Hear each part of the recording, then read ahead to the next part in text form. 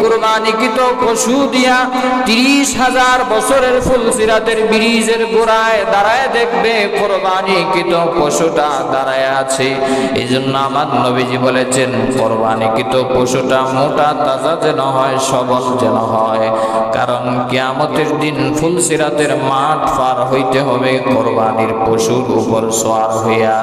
আমার নবীজি বলেন যেই ব্যক্তি আল্লাহকে খুশি করার জন্য, তাকওয়া হাসিল করার জন্য কুরবানি দিবে, ওই কুরবানিকৃত পশুটা ফুলসিরাতের গোড়ায় দাঁড়ায় থাকবে আর সওয়ার হওয়ার সাথে সাথে বিজলির ন্যায় তাকে জান্নাতে পৌঁছায় দিবে। সুবহানাল্লাহ।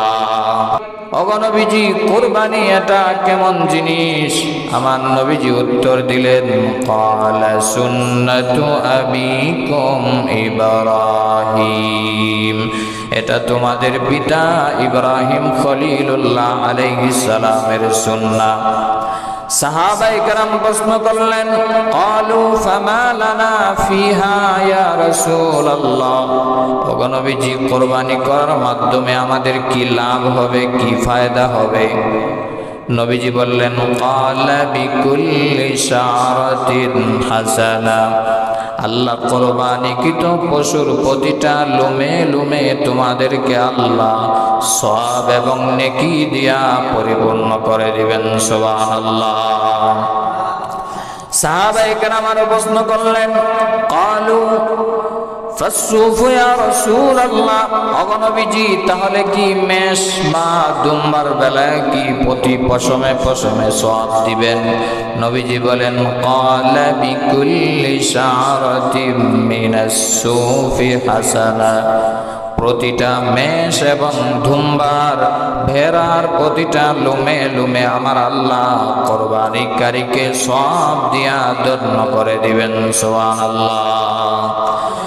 শুধু তা নয়, রে পৃথিবীবাসীরা, কলিজার টুকরা যুবক ভাইয়েরা আমার, মুমিন মুসলমান ভাই এবং পর্দার অন্তরালের বোনেরা, ভালো করে খেয়াল করে শুনবা, কুরবানি দিলে কি লাভ হবে, কি ফজিলত হবে।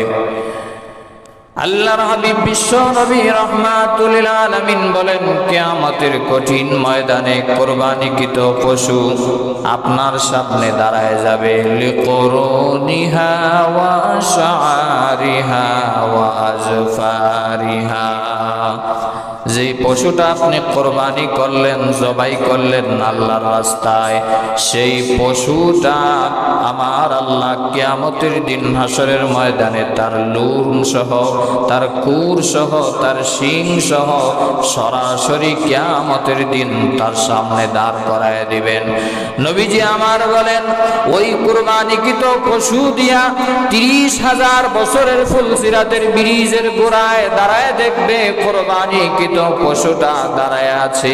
এই জন্য আমার নবীজি বলেছেন কুরবানিকৃত পশুটা মোটা তাজা যেন হয়, সবল যেন হয়। কারণ কিয়ামতের দিন ফুলসিরাতের মাঠ পার হইতে হবে কুরবানির পশুর উপর সওয়ার হইয়া।